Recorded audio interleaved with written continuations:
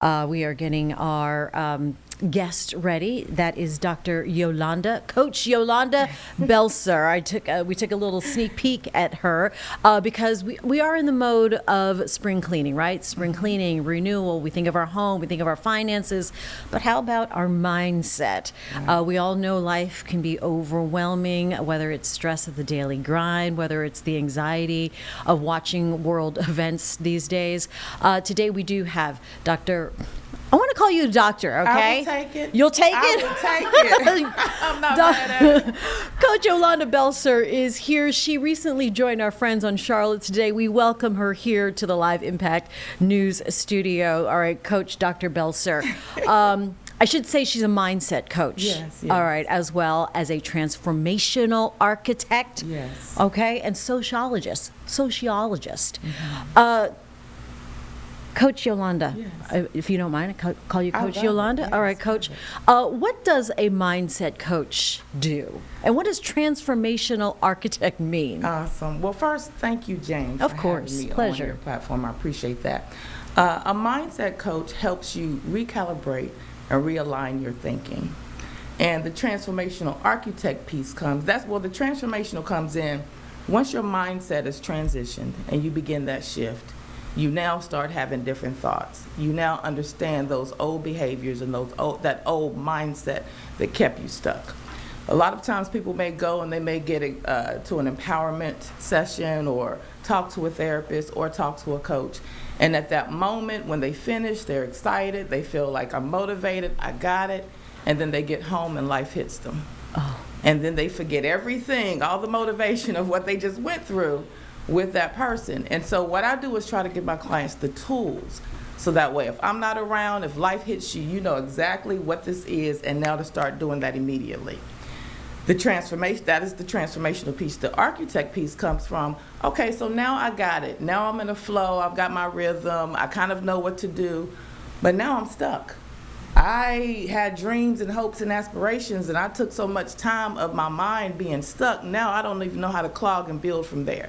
So I'll go into that building mode. And so that building mode might be not only just what those passions, dreams, goals are that they have in mind, it also wraps around with if it's branding, marketing, advertising.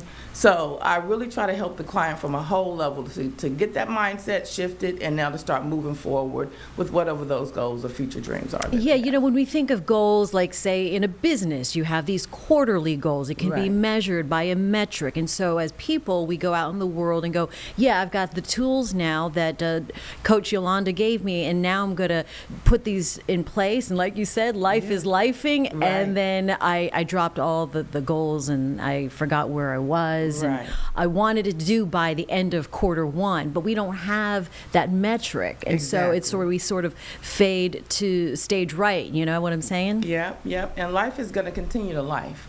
So once you realize that you're going to go through a continuing cycle, and as you grow, there's going to be new things. Your mind is going to be open to seeing different stuff that you realize kept you stuck. But now, how do I get over these barriers? So.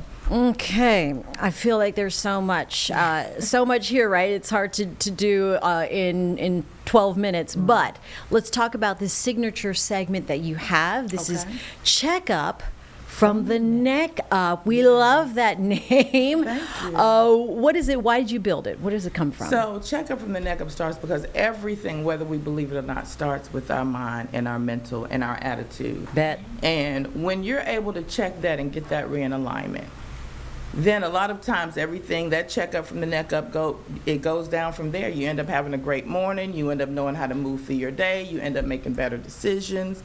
And so checkup from the neck up, it just starts with that.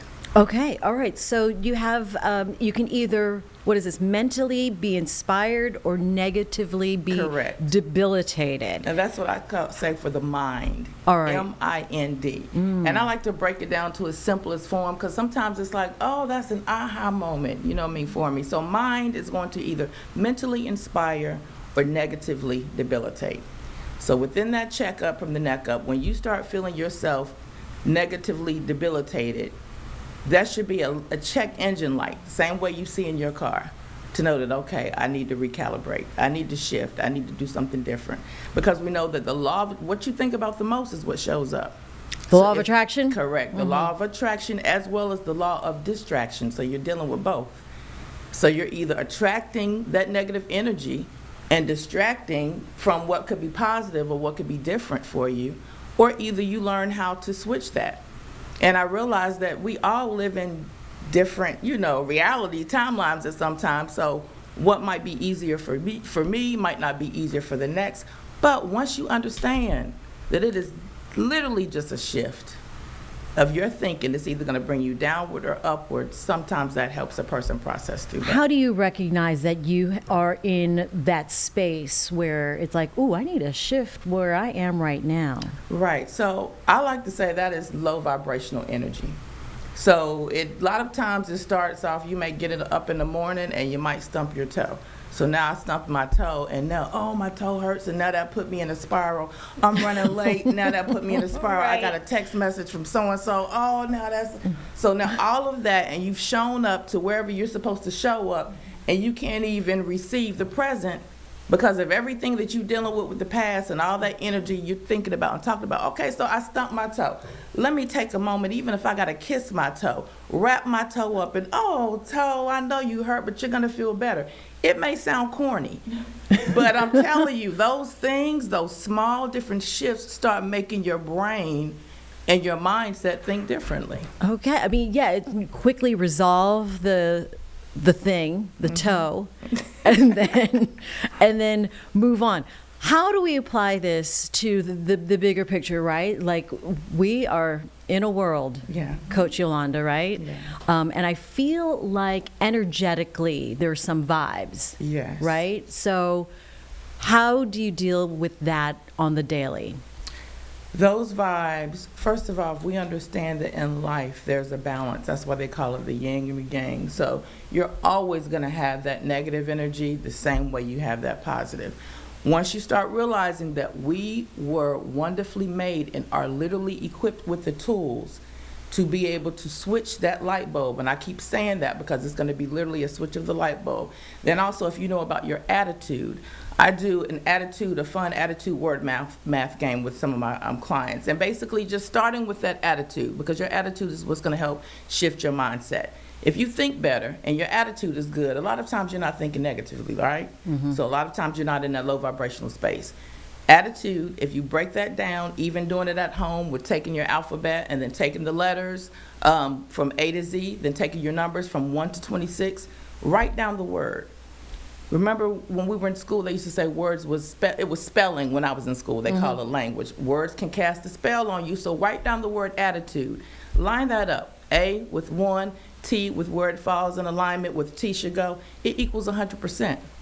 When you are not, and that could be 100% negative attitude in what I'm thinking, which is now churning up in that low vibration, which is now making me feel even more stuck, or it can be anxiety. When we even talk about anxiety, and a lot of times anxiety is just dealing with time, if you look at it.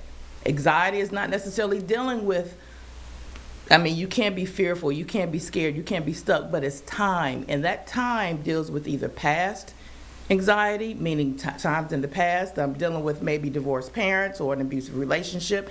It can be present anxiety, I don't have enough money, I can't move, I can't do this, I can't buy groceries, which now puts you in a space for that future anxiety. You can't even think about it. You're so bogged down that you're scared about the future. So if we just started peeling back the layers and taking things back to its basis. So, yes, all of this can take over your daily lives for sure, and then add world events on top of it and just everything that's happening. So, is there a step one or for everybody, or is this an individual thing? Yeah, so I think that it is an individual sport because we all think differently and we all receive information and process it differently.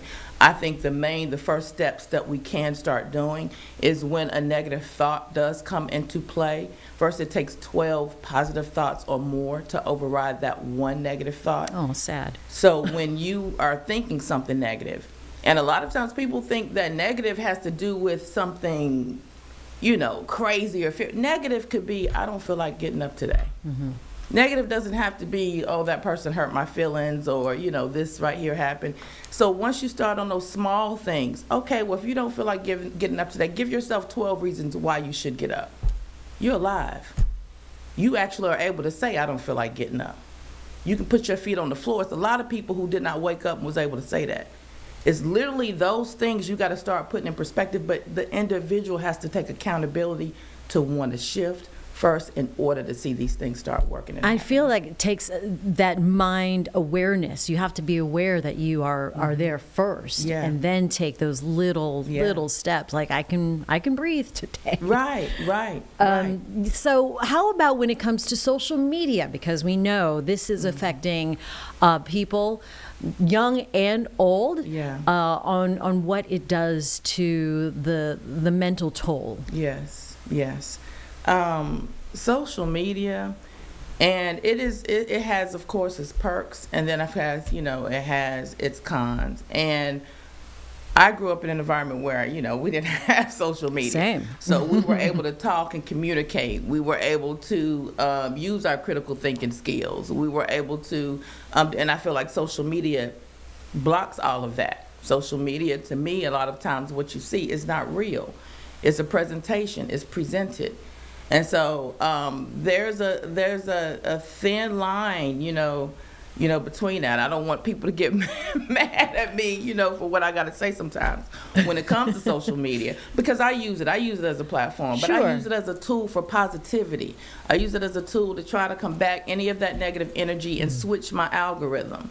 And that's what it is. And you got to realize that when it comes to programming, you're being programmed. If you're sitting on the phone and you letting it scroll, all that information is coming, how you going to process that? Right. Right, and just the speed of which it's happening, plus you add artificial intelligence and where that is going, and it's like light speed. Yeah. So with all of that coming at you, it's almost too much stimuli. It is. It absolutely is. And that's why it's so important to learn to detach ourselves from that. Yeah, talk about healthy detachment. Yes, healthy detachment is going back into those things that we love to do, even self-care. Starting with self. We spend so much time taking care of others or trying to show up for others that we don't show up for ourselves. And the first law of nature is self-preservation. So if you can't do what you need to do for you and take that moment and take that time, then how can you show up and be there for others? So even with me, I schedule time for myself the same way I schedule an appointment, the same way I schedule I knew I needed to be here today. Take that time to schedule it. All right, Coach Yolanda, so much great stuff here.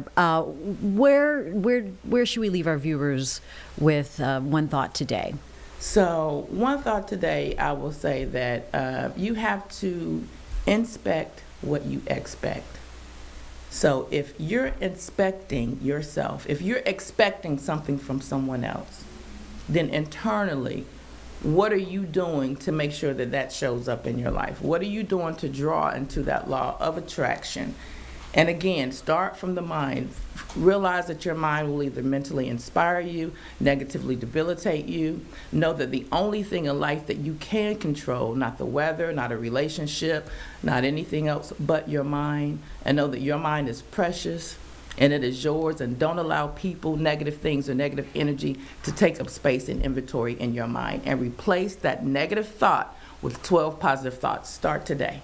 Start today. Coach Yolanda, where can people find you? You can find me on social media at Coach Y2_Yolanda. You can also go to womenwhowantitnow.com. Definitely join my Women Who Want It Now community. And you can also call my coaching hotline there as well. Coach Yolanda Belser, mindset coach, talking about transformational architecture. Wonderful conversation. Appreciate your time today. Hopefully folks who need it are going to go ahead and think about the 12 positive steps today. Thanks. Yes.